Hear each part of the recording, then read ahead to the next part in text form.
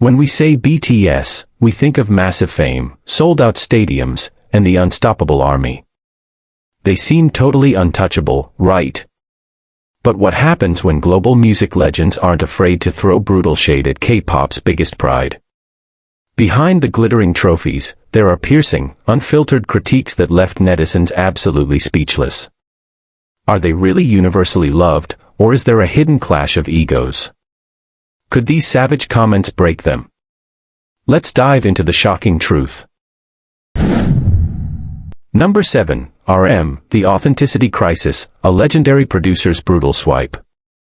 When we talk about the undisputed backbone of BTS, the absolute core that holds the entire musical philosophy together, we are undeniably talking about RM, born Kim Namjoon, the fearless leader who has carried the unimaginable weight of global expectations on his shoulders since day one.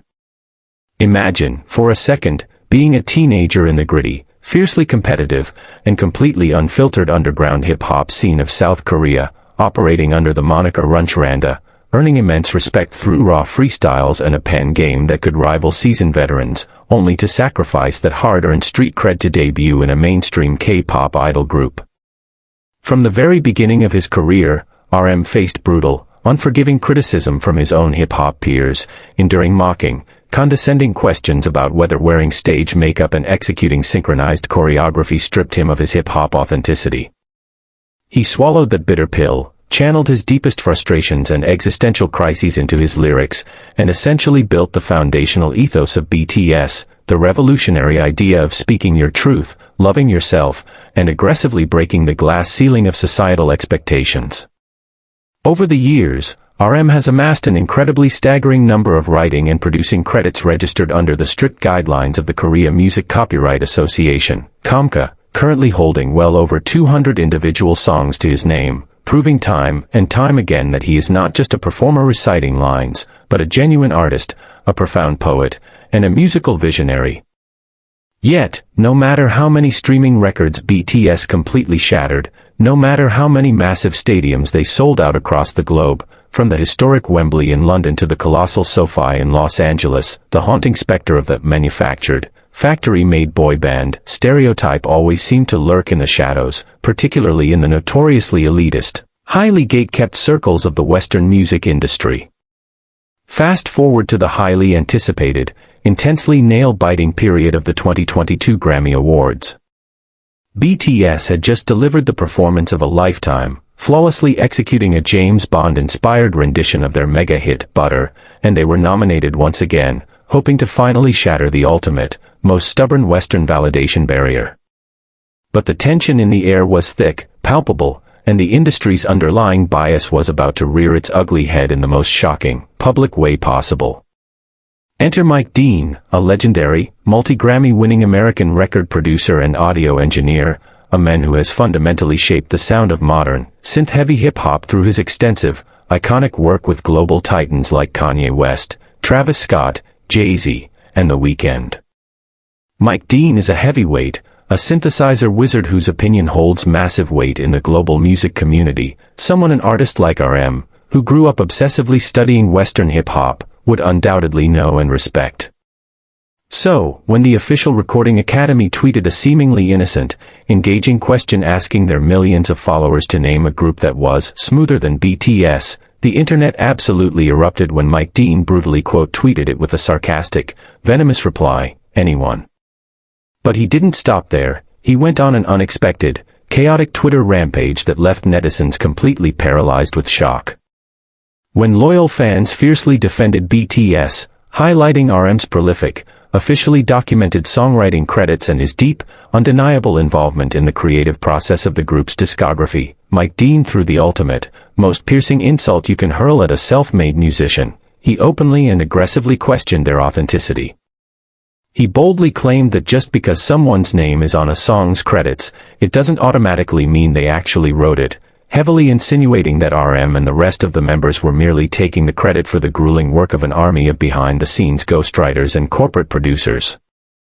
For RM, a man who literally bleeds over his notepad, who has intimately documented his grueling, sleep-deprived struggles with writer's block and the agonizing pursuit of the perfect lyric in countless live streams, documentaries, and introspective solo tracks, this critique wasn't just a casual slap in the face, it was a rusty dagger plunged straight into the heart of his life's work. The sheer audacity of a revered Western producer publicly invalidating the very essence of RM's artistry sparked an absolute wildfire on social media that burned for days.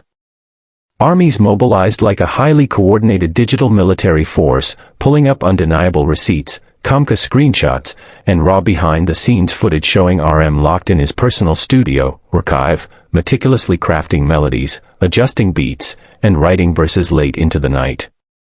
The incredibly intense clash highlighted a deeply rooted, frustrating hypocrisy in the Western music industry that netizens quickly pointed out. When a massive Western pop star collaborates with multiple producers and writers in a camp, it's celebrated as synergy and creative genius, but when K-pop artists like RM do the exact same thing, utilizing a collaborative environment to perfect a global hit, it is suddenly and unfairly dismissed as factory-made and inauthentic. This brutal clash of egos wasn't just about a petty Twitter beef between an older producer and a passionate fandom. It was a profound, deeply reflective moment about the racial and cultural biases that still heavily pollute the highest echelons of the music world. Think about the massive emotional bandwidth required to continuously prove your humanity and artistic integrity in an industry that desperately wants to label you as a perfectly manufactured robot. RM has spoken extensively at the United Nations General Assembly. He has addressed world leaders at the White House. He has infused deep literature, complex philosophy, and fine art into his lyricism, bringing heavy references from Carl Jung's analytical psychology and Hermann Hesse's coming-of-age novel Damien into mainstream pop consciousness. To have all of that immense intellectual and emotional labor completely reduced to a sarcastic, dismissive tweet by a legendary producer he likely looked up to as a student of the genre, the sting must have been incredibly profound and devastatingly isolating.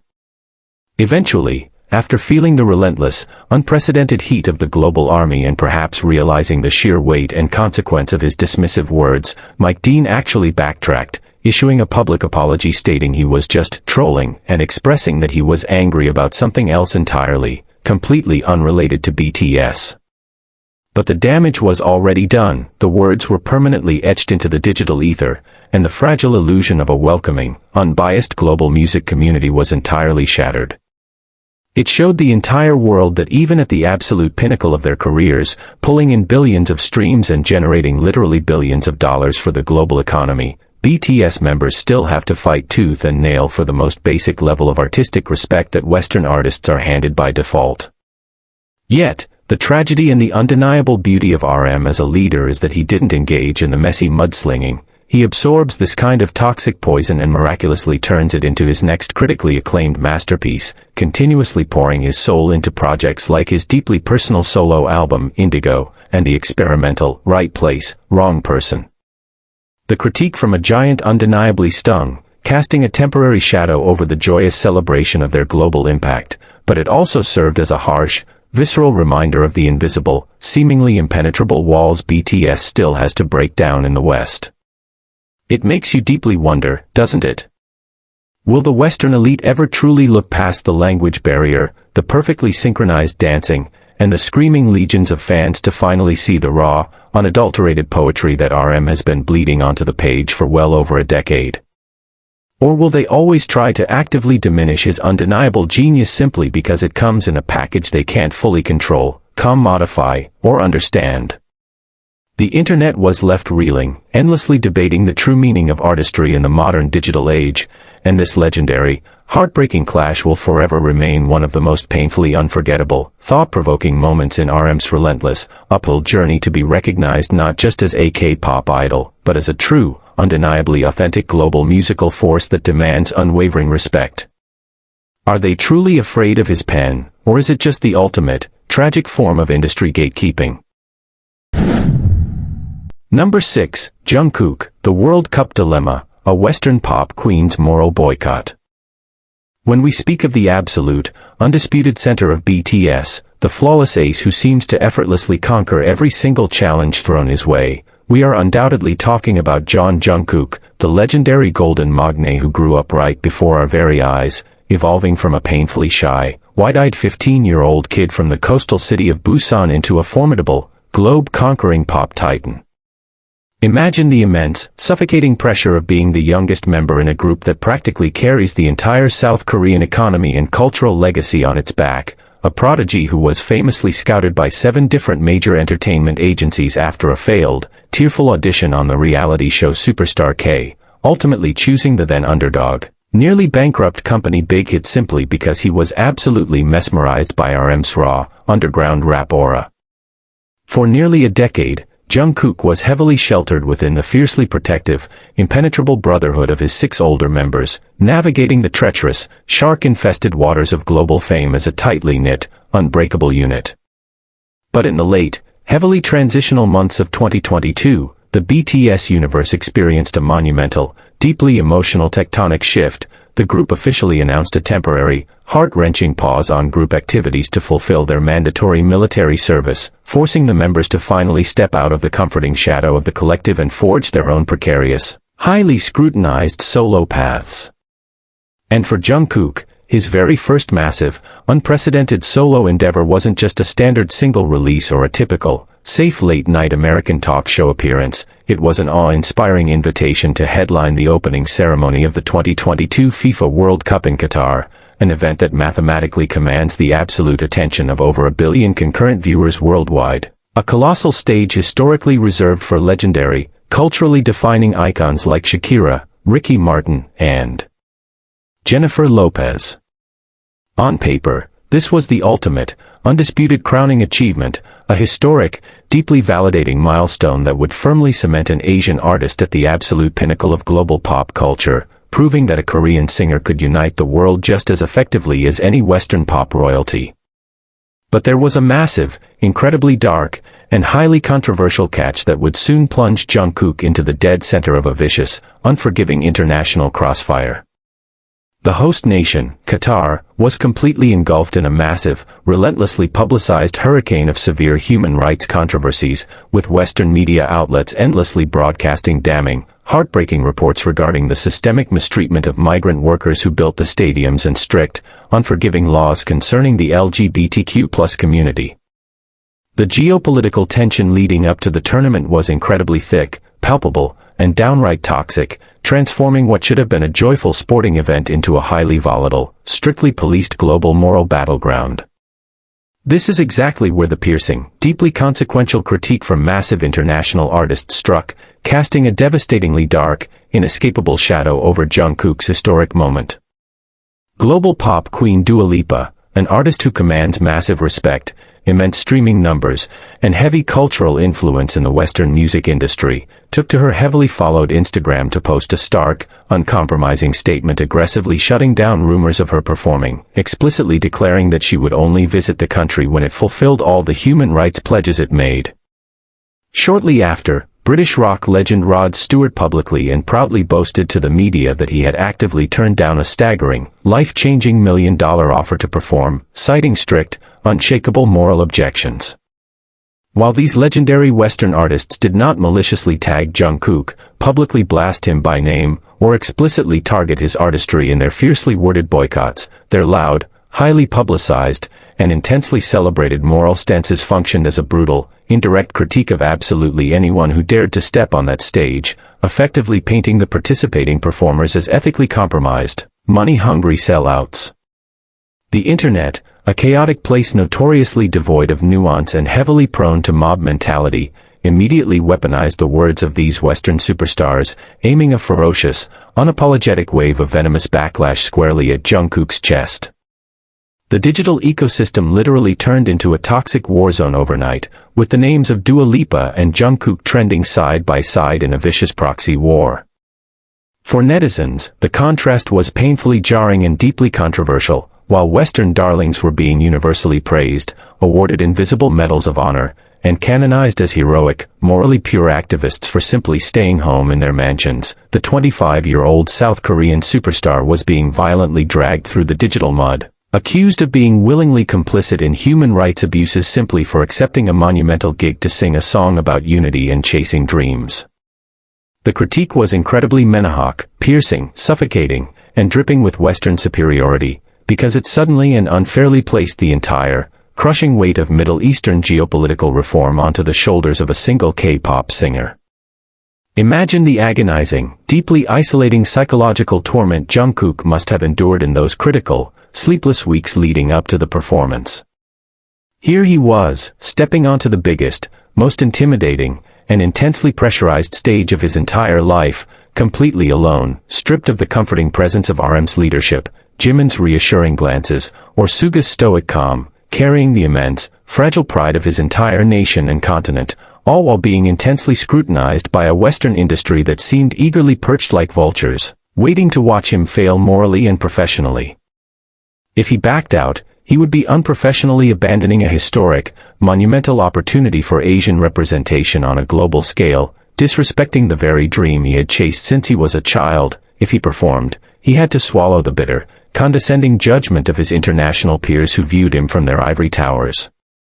Yet, in the face of this suffocating, overwhelmingly toxic atmosphere, Jungkook demonstrated exactly why he is hailed as a once-in-a-generation superstar who is absolutely built for the highest echelons of pressure.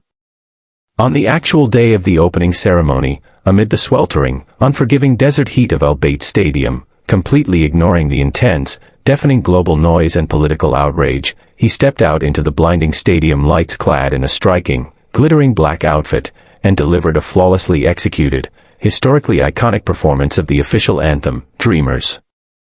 He didn't just sing, he commanded the arena. Despite facing a severe, panic-inducing technical difficulty where his in-ear monitor completely failed, meaning he literally could not hear his own backing track or the precise stadium mix in a chaotic, overwhelmingly loud echoing arena, Jungkook relied purely on his raw instinct and years of grueling, blood, sweat and tears training to hit every single note with absolute, pitch-perfect precision, dancing flawlessly alongside Qatari singer Fahad Al-Kubaisi with a genuine, unifying smile that temporarily silenced the vicious online hatred through sheer, undeniable talent. The aftermath of the performance was a massive commercial success, breaking streaming records globally, but it also left a lingering, deeply reflective question about the glaring, uncomfortable double standards deeply embedded in the international music scene. Why is it that when an Asian artist finally breaks through the highest, thickest, most heavily guarded glass ceilings of global entertainment to perform at a worldwide event, they are suddenly subjected to an impossibly strict, uncompromising moral purity test by Western artists whose own countries frequently engage in deeply controversial foreign policies, unjust wars, and domestic crises? When massive pop stars tour across countries with heavily flawed governments, why is the outrage completely muted? But when a Korean idol sings at the World Cup, he becomes the sole scapegoat for global injustice. Was the highly publicized boycott by Western music legends a genuine, sacrificial act of political rebellion, or was it an incredibly convenient, risk-free exercise in performative virtue signaling that unfairly threw a young, hard-working K-pop idol into the merciless, unforgiving jaws of public opinion just to score cheap ethical points? This intense, deeply controversial saga proved that the higher BTS climbs, the thinner and colder the air becomes, and the critiques they face from the international community are no longer just about musicality or synchronized choreography, but about navigating the dangerous, hypocritical minefields of global politics where international artists are always ready to claim the moral high ground and cast stones from a safe distance. It leaves us completely breathless, endlessly debating, and furiously wondering, is the Western music industry truly a pure, unyielding champion of global human rights, or do they simply use morality as a convenient, heavily weaponized tool to subtly remind massive global phenomena like Jungkook that they are, and perhaps always will be in their biased eyes, still just foreign guests invading the highest, most exclusive echelons of pop royalty? Number 5. Suga, the hip-hop gatekeeping, a veteran rapper's ignorant disdain. When we delve into the raw, unfiltered, and deeply scarred soul of BTS, we must absolutely talk about Min Yoongi, universally known to the world as Suga, and his fierce, razor-sharp, unapologetic alter ego, August D. To truly understand the sheer magnitude and the devastatingly personal sting of the critique he faced from a prominent Western artist, you have to rewind the clock and intimately understand the agonizing, blood-stained path he walked to get to the global stage. Long before the sold-out stadium tours, the flashing Grammy cameras, and the luxurious designer ambassador deals, Yoongi was just a desperately poor, fiercely ambitious teenager in the underground hip-hop scene of Daegu, operating under the gritty moniker Gloss.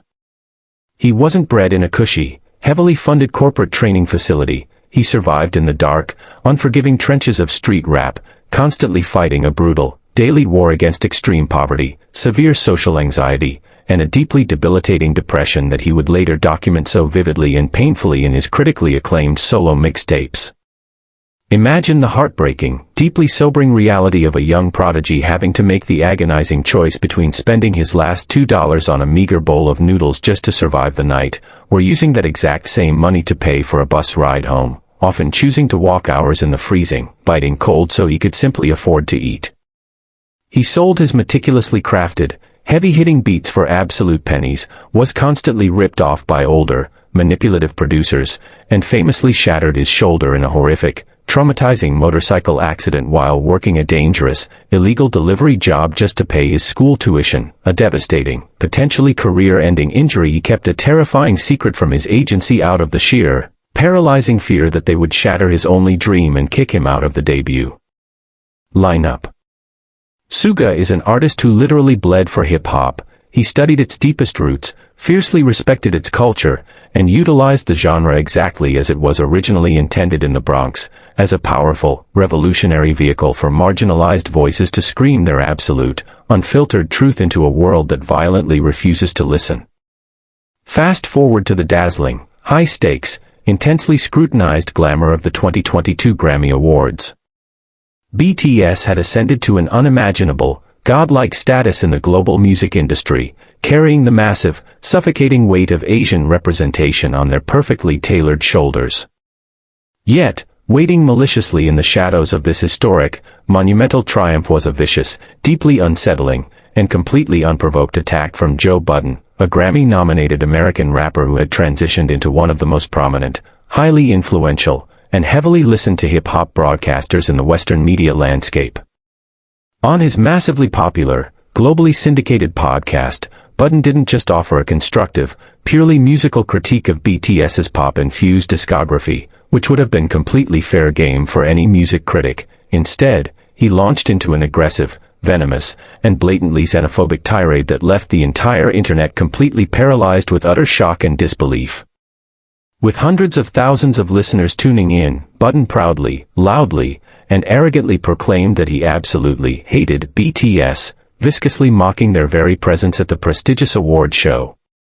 But the most piercing, deeply insulting, and maniac part of his explosive rant wasn't even about their perfectly synchronized choreography or their vocal processing. It was his shocking, unapologetic ignorance and blatant, violent erasure of their fundamental identity. When mildly challenged by his co-hosts to explain his irrational, bubbling rage, he dismissively and entirely incorrectly labeled the proud South Korean group as being from China, tossing aside their rich, complex cultural heritage with a careless, incredibly arrogant wave of his hand, explicitly stating he didn't want to hear absolutely anything from them. For someone like Suga, a man who has poured his entire, bruised soul into elevating the art of rap, who intricately weaves traditional Korean instruments like the heegeum into hard-hitting, aggressive trap beats to proudly showcase his heritage to the world, this specific brand of ignorant, racist gatekeeping from a veteran of the very genre he dedicated his entire life to was an incredibly deep, invisible, and soul-crushing knife straight to the chest. The narrative among netizens completely exploded into a fiery, uncontrollable digital inferno that burned across all social media platforms. The global hip-hop community and the fiercely protective, highly organized army collided in a massive, culturally defining clash that exposed the grotesque, deeply rooted hypocrisy and unspoken racism festering comfortably within the Western music industry.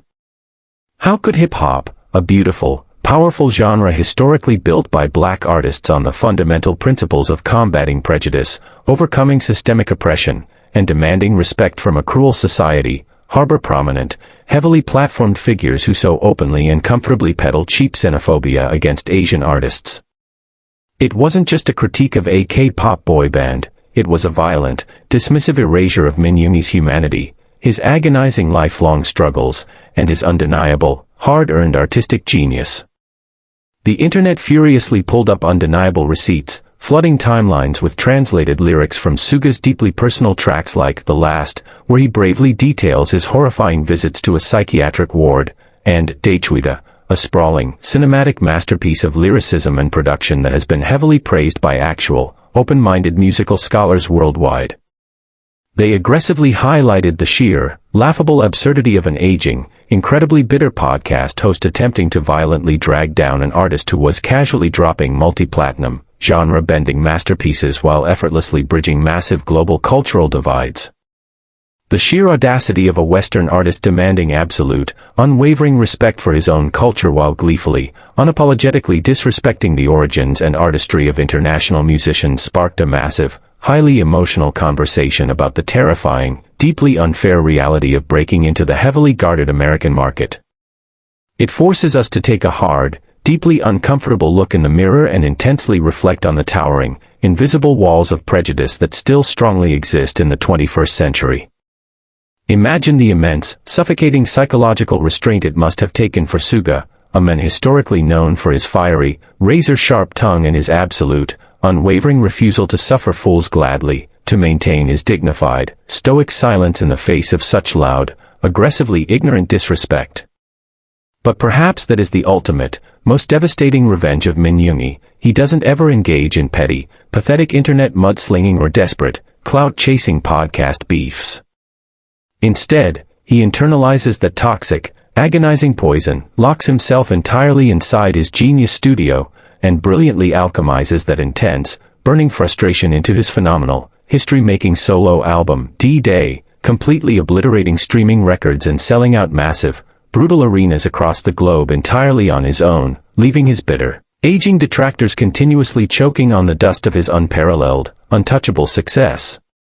This heartbreaking, intensely enraging saga remains one of the most painful, deeply thought-provoking moments in BTS's extensive history, serving as a harsh, visceral reminder that no matter how many impossible records you break, the old guard will always frantically try to lock the gates. It leaves us completely breathless, endlessly debating, and furiously asking a terrifying, deeply challenging question: is the Western hip-hop scene truly the inclusive, revolutionary brotherhood it proudly claims to be, or are they just absolutely, fundamentally terrified of a quiet, unassuming, fiercely talented kid from Daegu effortlessly out-rapping, out-producing, and completely outshining them on the grandest, most unforgiving stage in the world? Number 4. J-Hope, The Ultimate Erasure, a Western pop star's silent betrayal.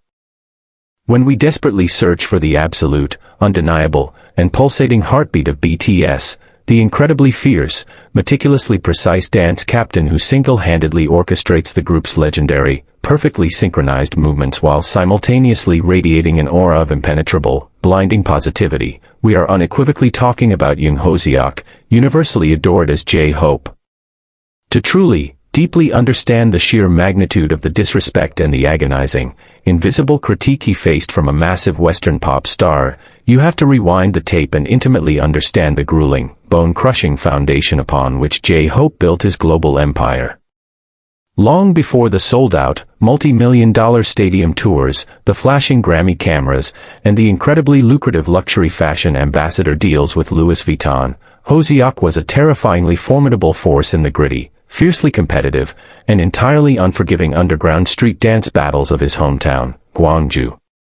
Operating under the legendary moniker Smile Hoya within the prominent dance crew Neuron, he wasn't just a casual performer, he was a prodigious, awe-inspiring talent who could manipulate his body with a supernatural fluidity and popping precision that left seasoned veterans completely speechless. But when he made the terrifying, life-altering decision to move to Seoul and join a nearly bankrupt, obscure entertainment company called Big Hit, he was faced with an absolutely monumental, deeply overwhelming challenge. He had to learn how to rap entirely from scratch, forced to keep up with the intimidating, battle-hardened underground hip-hop pedigrees of RM and Suga. J-Hope didn't just survive this brutal, high-pressure crucible, he completely shattered expectations, obsessively studying rhythm, flow, and lyricism until he forged his own incredibly unique, infectious, and highly melodic rap style that has become the absolute backbone of some of BTS's most iconic hits. He is the group's eternal sunshine, the deeply empathetic emotional anchor who constantly swallows his own exhausting fatigue and immense physical pain to ensure the group remains a cohesive, unbreakable brotherhood. Fast forward to the chaotic, heavily locked down year of 2020. The entire world was completely paralyzed by a devastating global pandemic, and the music industry was desperately scrambling to find moments of joy and viral, algorithm-driven success.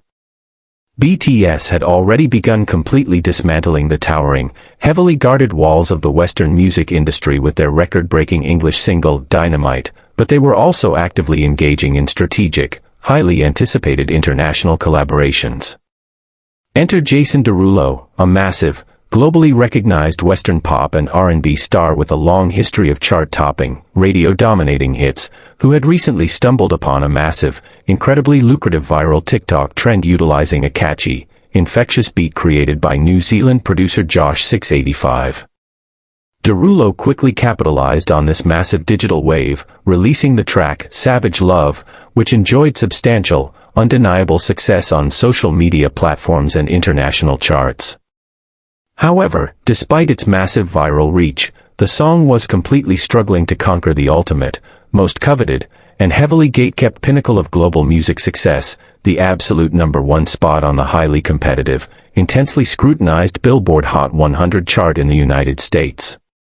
To bridge this massive, seemingly insurmountable gap and secure that historic, career-defining accolade, Derulo's team made a highly calculated, incredibly strategic move. They aggressively recruited the unstoppable, world-conquering force of BTS for an official remix.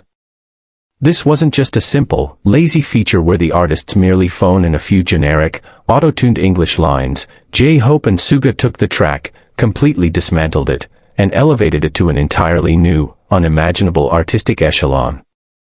J-Hope, in particular, delivered a phenomenally smooth, flawlessly executed verse entirely in his native Korean language, injecting the incredibly catchy, repetitive pop track with a profound, deeply authentic layer of emotional depth, complex vocal rhythm, and an undeniable, magnetic swagger that completely revitalized the song's momentum. The result was absolutely instantaneous, explosive, and historically unprecedented. The fiercely loyal, highly organized global army mobilized like an unstoppable, digital tidal wave, streaming and purchasing the remix in staggering, astronomical numbers, effortlessly propelling the Savage Love BTS remix to the absolute, undisputed #1 spot on the Billboard Hot 100. It was a monumental, deeply validating triumph, proving once and for all that a track heavily featuring the Korean language could effortlessly dominate the absolute highest, most elitist echelons of the Western pop charts. But the joyous, celebratory atmosphere was violently, shockingly shattered just a few days later, giving way to a deeply toxic, enraging, and heartbreaking controversy that exposed the absolute ugliest, most hypocritical underbelly of the international music scene.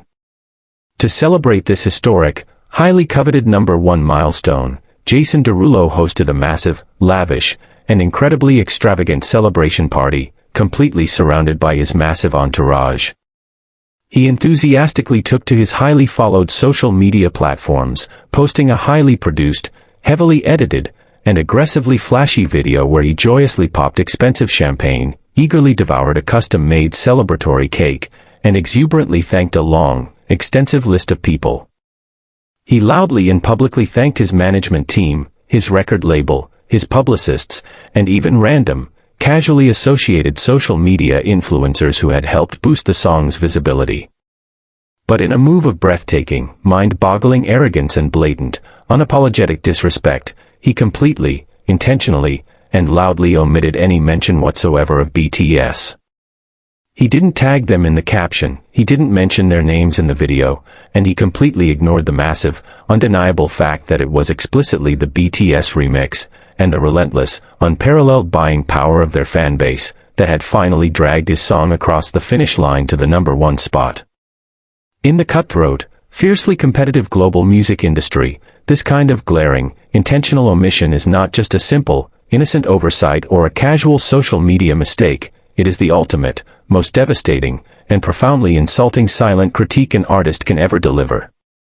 It is an aggressive, deeply condescending erasure of another artist's hard work, their immense global impact, and their fundamental humanity.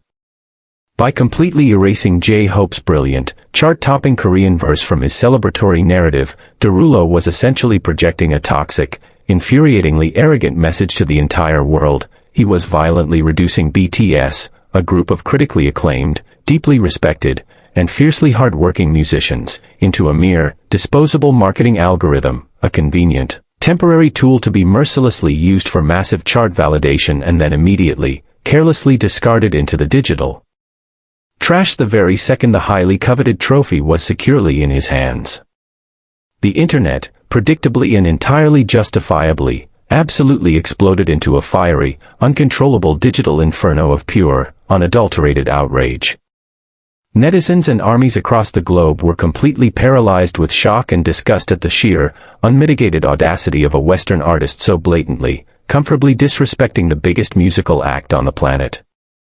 The digital ecosystem transformed into an intensely chaotic, highly mobilized war zone, with millions of fans furiously pointing out the deeply rooted, intensely frustrating transactional nature of Western collaborations, where international artists are completely eager, almost desperate, to continuously siphon off BTS's massive global clout, their staggering streaming numbers, and their unparalleled media attention, but are deeply, fundamentally unwilling to offer them a single ounce of genuine artistic respect or equal footing at the collaborative table. For J-Hope, a man who consistently pours his entire, radiant soul into every single project, who approaches every collaboration with an incredibly humble, deeply respectful, and deeply appreciative mindset, this silent, brutal betrayal must have been an incredibly bitter, highly isolating, and devastatingly painful pill to swallow. Imagine the immense, suffocating psychological weight of constantly realizing that no matter how flawlessly you perform, no matter how many impossible, gravity-defying records you completely shatter, a significant, deeply entrenched portion of the Western elite will only ever view you as a highly profitable, temporary stepping stone rather than a true, undeniable musical peer. Yet, the absolute, undeniable majesty of Jung Hoseok is that he utterly refuses to be defined, diminished, or broken by the arrogant, incredibly small-minded disrespect of insecure industry players. He didn't launch a petty, highly publicized internet tirade, he simply absorbed that agonizing, silent critique, retreated into his creative sanctuary, and eventually unleashed his incredibly dark, highly experimental, and critically acclaimed solo masterpiece, Jack in the Box. Number 3. Jimin, the Toxic Masculinity Clash, a Latin boy band's xenophobic mockery. When we deeply explore the incredibly delicate, profoundly emotional, and absolutely mesmerizing artistic core of BTS, the unparalleled, breathtakingly beautiful dancer who completely transcends the rigid, heavily policed boundaries of traditional performance art, we are undeniably, unequivocally talking about Park Jimin. To truly comprehend the sheer, devastating magnitude of the disrespect and the deeply agonizing, highly public critique he faced from a prominent international group, you have to intimately understand the grueling, bone-crushing, and emotionally exhausting foundation upon which Jimin built his unassailable global empire. Long before the massive, record-breaking sold-out stadium tours across the globe, the dazzling, high-stakes Grammy performances, and his incredibly lucrative, historic global ambassadorships with luxury fashion titans like Dior and Tiffany & Company, Jimin was a fiercely driven, terrifyingly dedicated teenager who stood as the top student in the highly prestigious modern dance department at the Busan High School of Arts. He is not just a manufactured pop star, he is a formally trained, prodigious contemporary artist whose body naturally moves with a supernatural, liquid grace that leaves seasoned choreographers completely spellbound. But when he made the terrifying, intensely risky decision to leave his entire life behind, moving to Seoul to join Big Hit Entertainment with the shortest training period of all the BTS members, a mere 6 months, he was thrust into an absolute, nightmarish crucible of immense pressure and suffocating self-doubt.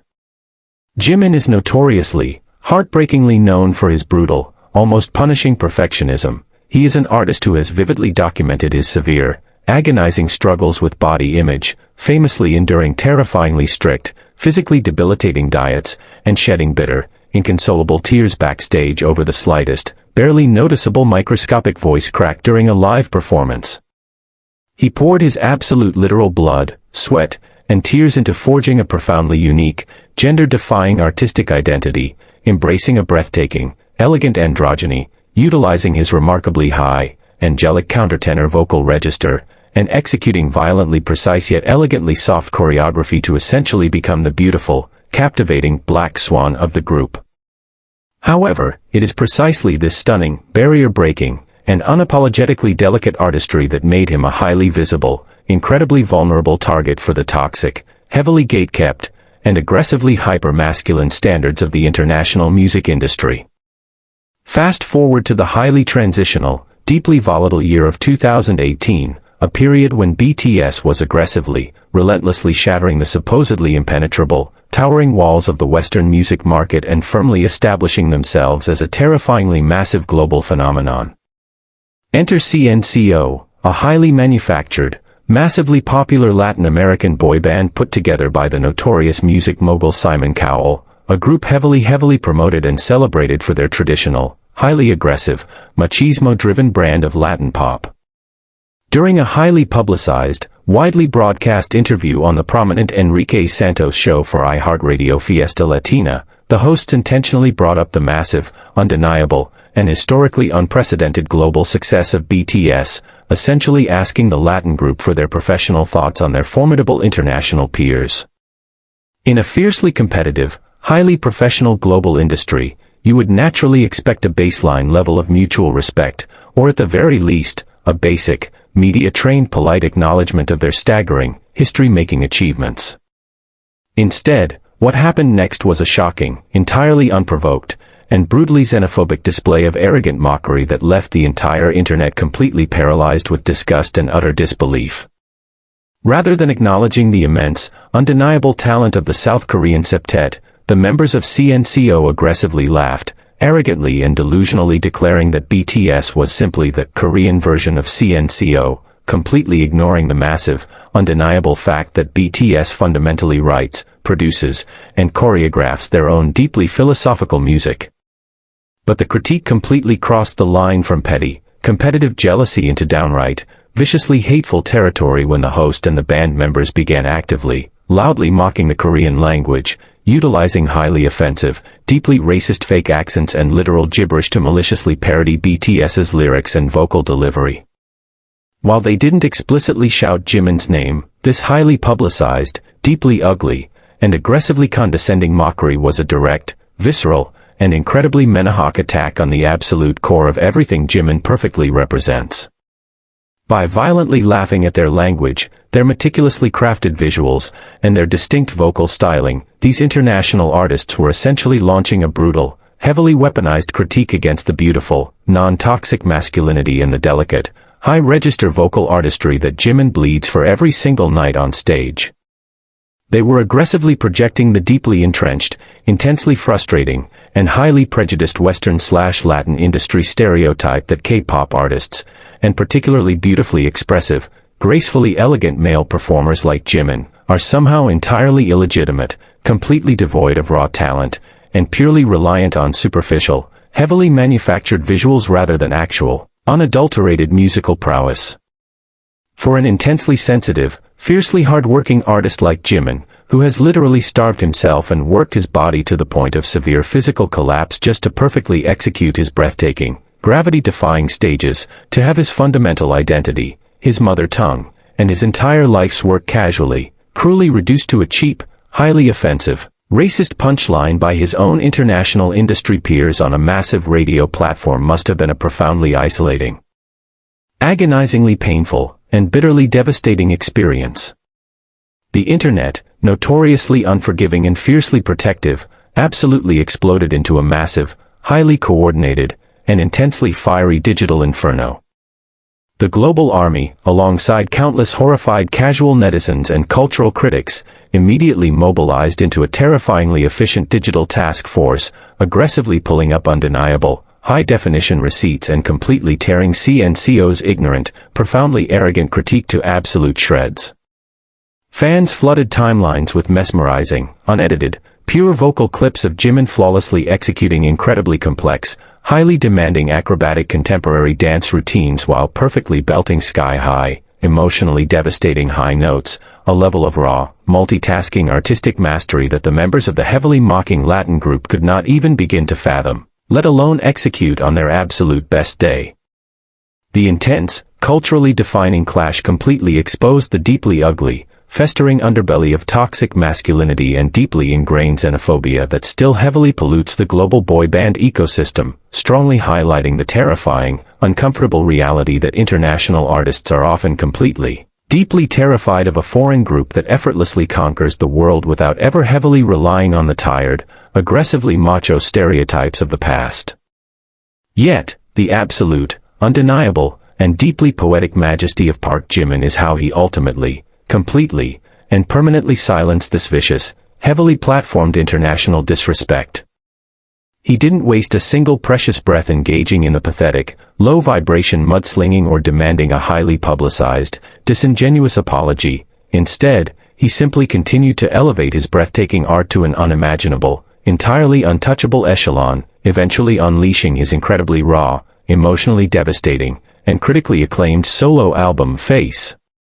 He then went on to completely, thoroughly obliterate the history books, permanently cementing his legendary, unassailable status by becoming the absolute first South Korean solo artist in the entire, extensive history of the global music industry to debut at the undisputed #1 spot on the fiercely competitive Billboard Hot 100 chart with his synth-pop masterpiece Like Crazy, leaving his bitter, mocking international detractors permanently choking on the incredibly thick dust of his unparalleled, completely untouchable global supremacy. This deeply infuriating, immensely thought-provoking, and ultimately victorious saga completely leaves us breathless, endlessly debating, and furiously asking a highly terrifying, deeply challenging, and intensely necessary question: is the international music scene genuinely, truly ready to fundamentally respect and fully embrace an entirely new, incredibly powerful, and breathtakingly elegant paradigm of global male artistry, or will the insecure, aging gatekeepers of the old guard constantly, desperately try to viciously mock and violently tear down what they are absolutely, fundamentally too untalented and too closed-minded to ever fully understand? Number 2, The Visual Trap, an indie rocker's arrogant dismissal. When we dive deeply into the profoundly captivating, incredibly enigmatic, and breathtakingly soulful artistic universe of BTS, we must absolutely and unequivocally explore the multifaceted, once-in-a-generation musical genius of Kim Taehyung, universally celebrated across the globe as V. To truly, intimately understand the sheer, devastating magnitude of the disrespect and the deeply agonizing, heavily publicized critique he faced from the arrogant, highly elitist echelons of the Western indie rock scene, you must first completely comprehend the highly unconventional, emotionally exhausting, and heavily scrutinized path he continuously walked to achieve his entirely untouchable global supremacy. Long before the massive, record-shattering stadium tours that permanently altered the global economy, the blinding, chaotic flashes of the Grammy red carpets, and his incredibly lucrative, historic global ambassadorships with luxury fashion titans like Celine and Cartier, Taehyung was just a deeply sensitive, profoundly artistic farm boy from the rural outskirts of Daegu who harbored a massive, seemingly impossible dream. He was completely an old soul helplessly trapped in a modern, hyper-fast, and deeply manufactured industry, a young kid who grew up obsessively playing the saxophone, heavily influenced by the intoxicating, smoky allure of classical jazz, deeply admiring legendary, timeless figures like Chet Baker, Louis Armstrong, and Sammy Davis Jr. But when he finally joined Big Hit Entertainment, his grueling journey began with an incredibly cruel, uniquely isolating psychological burden. He was famously and highly strategically kept entirely hidden as the secret member of the group right up until their official debut, a terrifyingly high-stakes marketing move that left the intensely vulnerable teenager completely paralyzed with the agonizing, suffocating fear that he would be mercilessly cut from the final lineup at the very last second. Furthermore, in an intensely competitive K-pop industry entirely built upon and absolutely dominated by sky-high, piercing tenor vocals, V possesses a deeply rich, incredibly rare, and hauntingly beautiful baritone voice, a stunning, soulful, and heavily textured instrument that initially severely struggled to seamlessly fit into the aggressive, high-pitched electronic dance tracks of BTS's early, hip-hop heavy discography.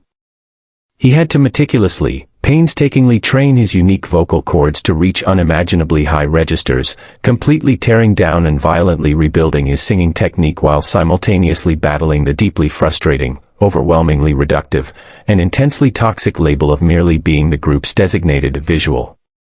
Thanks to his breathtaking, otherworldly facial features, famously earning him the heavily utilized moniker CGV because he literally looks entirely computer-generated in his flawless perfection, deeply biased Western critics and highly arrogant casual listeners constantly, aggressively attempted to violently reduce his immense, undeniable musical talent to absolutely nothing more than a perfectly manufactured pretty face, entirely and purposely ignoring the profound, bleeding poetry he was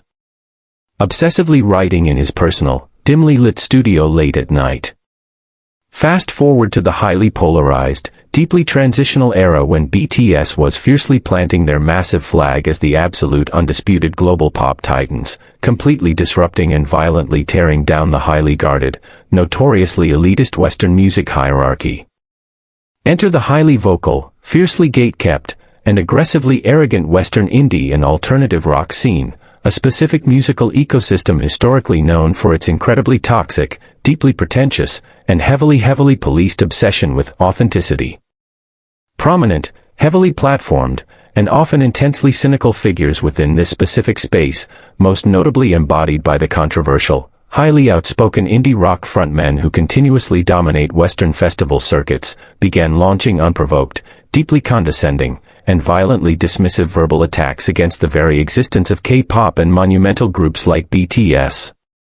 In heavily publicized, highly circulated international interviews and chaotic, unfiltered alternative podcast appearances, these Western indie rock contemporaries fiercely, arrogantly championed their own gritty, heavily distorted, guitar-driven music as the absolute soul, undisputed pinnacle of genuine, unadulterated artistry, while simultaneously, viciously mocking K-pop as a completely soulless, rigidly manufactured, and intensely corporate dystopian nightmare that is entirely devoid of actual human emotion, true suffering, or genuine creative substance. While this aggressive, deeply pretentious critique was hurled at the global group as a collective whole, it specifically served as an incredibly Menahawk, devastatingly personal, and profoundly insulting invisible dagger aimed directly, violently at the absolute core of Taeyong's specific, deeply sensitive, and profoundly organic artistic identity. For an artist exactly like V, who literally bleeds his entire, melancholic soul onto the page to write deeply intimate, beautifully heartbreaking neo-soul and jazz-infused masterpieces like Stigma, the breathtakingly cinematic, highly complex Singularity, and his entirely self-produced, intensely comforting indie pop lullaby Winter Bear, this arrogant Western dismissal was a brutal, incredibly infuriating slap right across the face. It was the absolute ultimate, most toxic, and highly dangerous form of musical gatekeeping, fiercely projecting the deeply prejudiced, highly racist Western stereotype that absolutely insists that unless a musician is a disheveled, heavily struggling Western rocker aggressively strumming a slightly out-of-tune acoustic guitar in a dirty dive bar, their beautifully crafted art is somehow entirely illegitimate, purely plastic, and inherently inferior. Imagine the immense, suffocating psychological agony of literally pouring your entire existence into your craft, meticulously curating a breathtakingly unique, vintage-inspired sonic and visual aesthetic that beautifully, respectfully pays homage to the legendary jazz and soul giants of the distant past, only to have incredibly arrogant, highly privileged Western rockers violently, loudly laugh off your entire life's agonizing work as a cheap, entirely disposable corporate product simply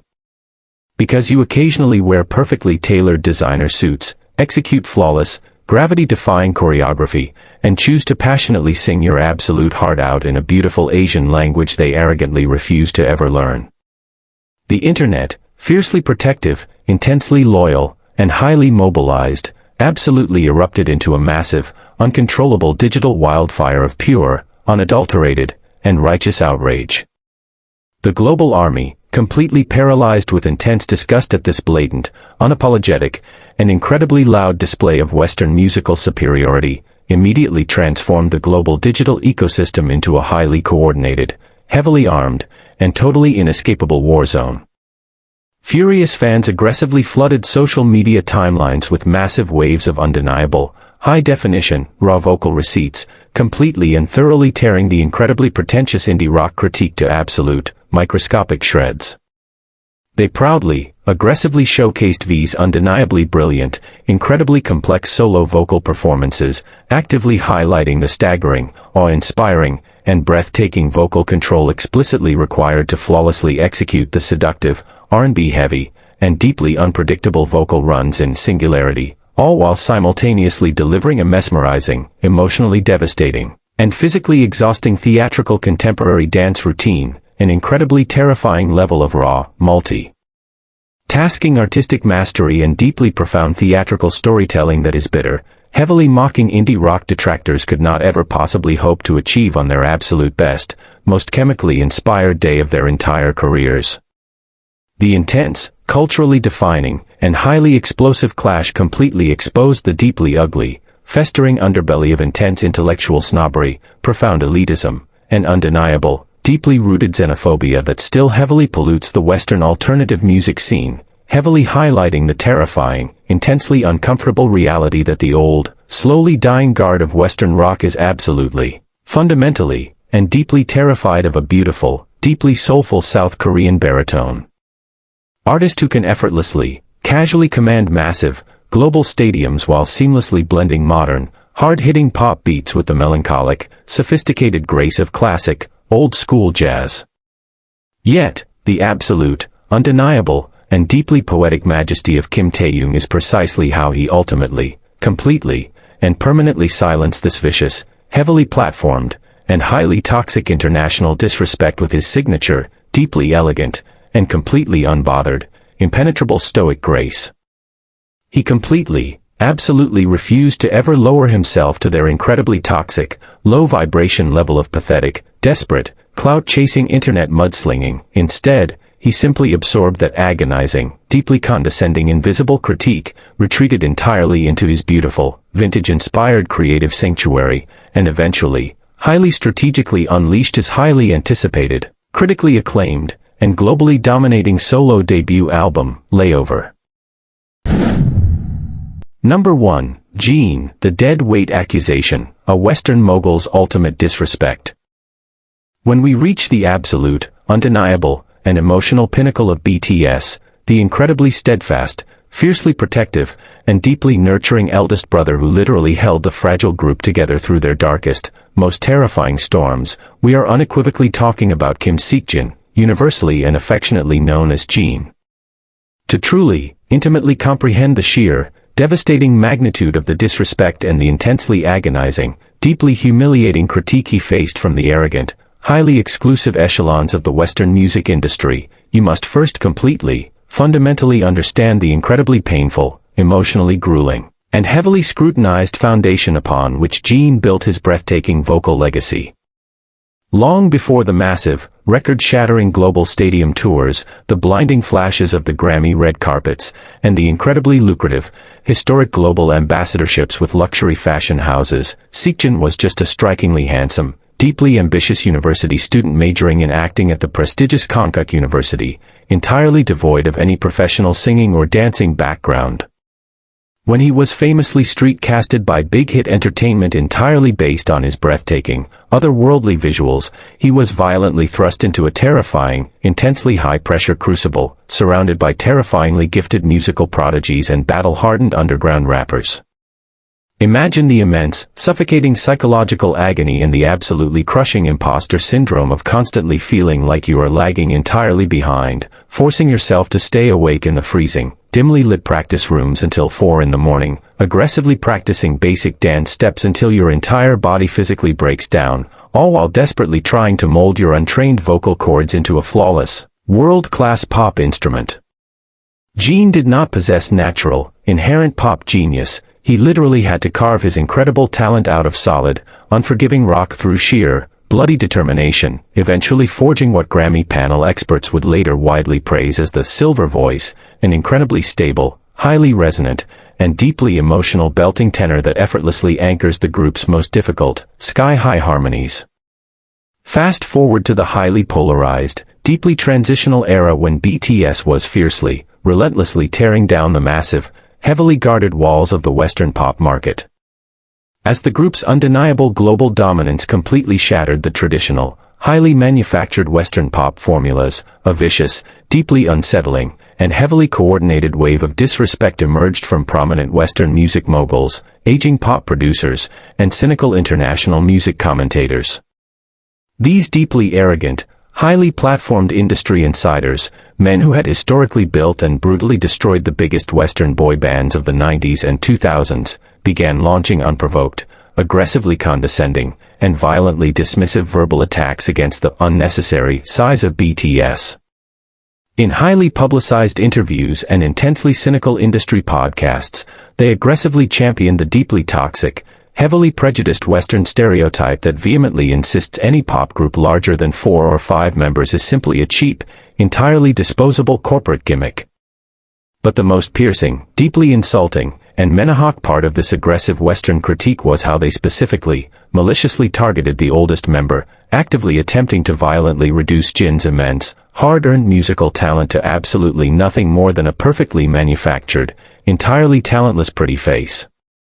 These arrogant Western voices brutally, unapologetically pushed the deeply toxic, lead singer syndrome narrative, explicitly stating that groups only actually need the main English speaker and the primary dancer, aggressively insinuating that members like Jeon were merely dead weight, entirely useless visual filler, who were completely riding the incredibly successful coattails of their younger, more heavily featured bandmates. This wasn't just a casual, passing internet comment. It manifested in a highly toxic, incredibly infuriating pattern across Western media where Jeon was constantly, literally cropped out of official international magazine covers, deeply disrespected with absolutely zero camera time during high-stakes Western television performances, and aggressively ignored by interviewers who entirely refused to acknowledge his profound, undeniable musical contributions.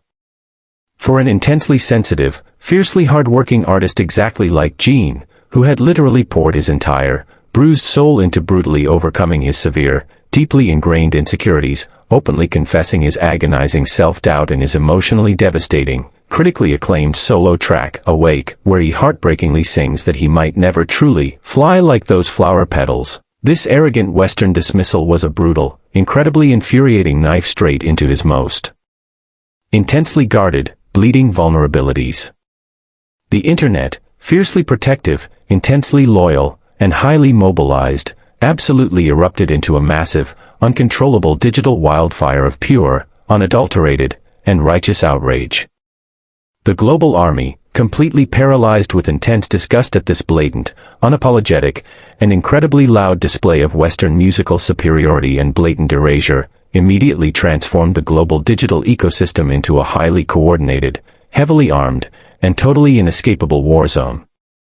Furious fans aggressively flooded social media timelines with massive waves of undeniable, high-definition, raw vocal receipts, completely and thoroughly tearing the incredibly pretentious, deeply ignorant Western critique to absolute, microscopic shreds. They proudly, aggressively showcased Jin's undeniably brilliant, incredibly complex live vocal performances, actively highlighting the staggering, awe-inspiring, and breathtaking vocal stamina explicitly required to flawlessly execute the emotionally devastating, sky-high belting in Epiphany, and the incredibly demanding, rapid-fire lyrical gymnastics in Dionysus, all while simultaneously delivering intense, physically exhausting choreography, an incredibly terrifying level of raw, unadulterated artistic mastery that is bitter, heavily mocking Western detractors could never possibly hope to comprehend.